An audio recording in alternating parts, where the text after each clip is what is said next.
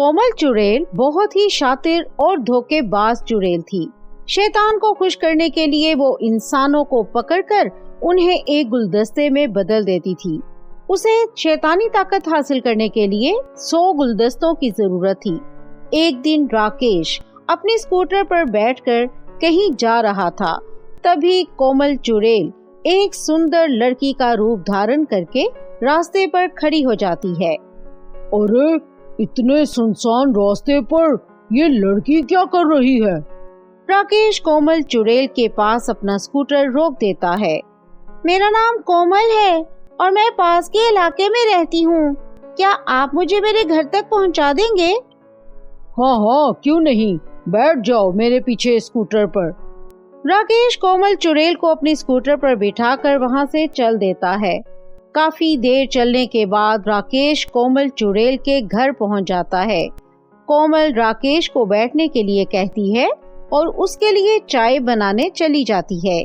थोड़ी देर के बाद कोमल चुड़ैल राकेश को चाय देती है, लेकिन चाय पीते ही राकेश के हाथ पैर कांपने लगते हैं और तभी कोमल चुड़ैल अपने असली रूप में आ जाती है। ये देखकर राकेश डर जाता है और कहता है, अरे नहीं, तुम तो एक चुड़ैल हो। हाँ। तुमने बिल्कुल सही कहा। मैं इसी तरह लोगों को बेवकूफ बनाकर अपना शिकार बनाती हूँ। हाँ। नहीं, मुझे कुछ मत करना, मुझे जाने दो, मैं तुम्हारे हाथ जोड़ता हूँ। अब बहुत देर हो चुकी है।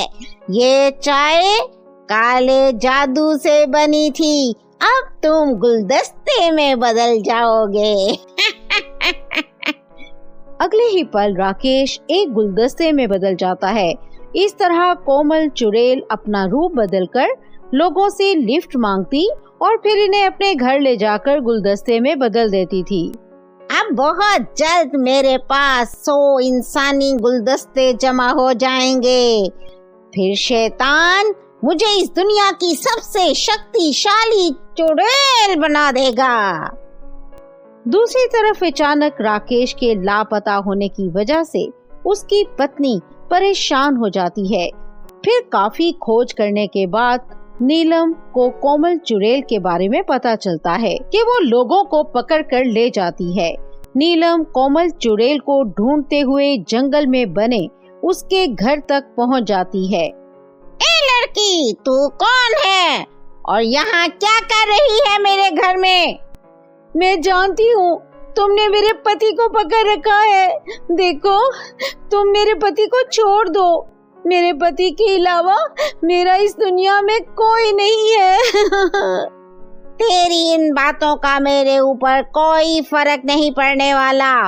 देख, मैं सिर्फ आदमियों को अपना शिकार बनाती हूँ। तू एक औरत है, इसीलिए मैं तुझे कुछ नहीं करूँगी। अब तू यहाँ से चुपचाप चली जा। नीलम कोमल चुड़ैल से बहुत मिन्नतें करती है, लेकिन कोमल चुड़ैल उसकी एक नहीं सुनती। नीलम दुखी होकर अपने घर लौट आती है। फिर एक दिन नीलम के घर पर एक चुड़ैल आती है। उसे देखकर नीलम डर जाती है। डरो मत बहन, मैं तुझे कुछ नहीं कहूँगी। मैं एक पुलिस चुड़ैल हूँ। दरअसल कई दिनों से मैं कोमल चुड़ैल को तलाश कर रही हूँ।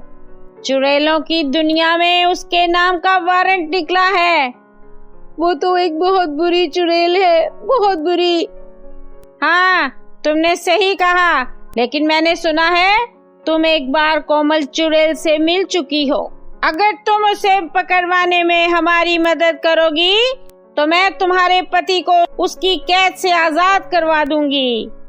ये सुनते ही नीलम खुश हो जाती है और पुलिस चुड़ैल को लेकर कोमल चुड़ैल के घर की ओर निकल पड़ती है।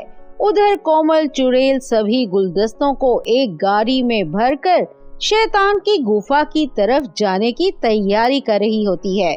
तभी नीलम पुलिस चुड़ैल को लेकर वहां जाती है। आज से तेरा खेल खत्म हुआ कोमल चुड़ैल, मैं तुझे गिरफ्तार करने आई हूँ। कोमल चुड़ैल वहां से भागने की कोशिश करती है, लेकिन पुलिस चुड़ैल अपने डंडे से उसे जोरदार बिजली का झटका देती है और फिर उसे जादुई हथकड़ी पहना देती है। अब तो कहीं नहीं भाग सकती कोमल चुड़ैल, तेरा खेल खत्म हुआ। इतना कहकर पुलिस चुड़ैल अपनी जेब से जादुई पानी की एक बोतल निकालती है और उसे सभी गुलदस्तों के ऊपर छिड़क देती है। इसके बाद सभी गुलदस्ते फिर से इंसान बन जाते हैं। अपने पति राकेश को फिर से जिंदा देखकर नीलम बहुत ज्यादा खुश होती है। पुलिस चुड़ैल कोमल चुड़ैल को पकड़कर वहां से ले जाती है और हमेशा के लिए जेल में बंद कर देती है। तो दोस्तों, कैसी लगी हमारी कहानी? कमेंट करके अपनी राय का इजहार जरूर करें और हाँ, हमारे चैनल को लाइक, सब्सक्राइब और शेयर जरूर करें ताकि हमारी इसी तरह की मजेदार कहानियाँ आप तक पहुँचती रहें।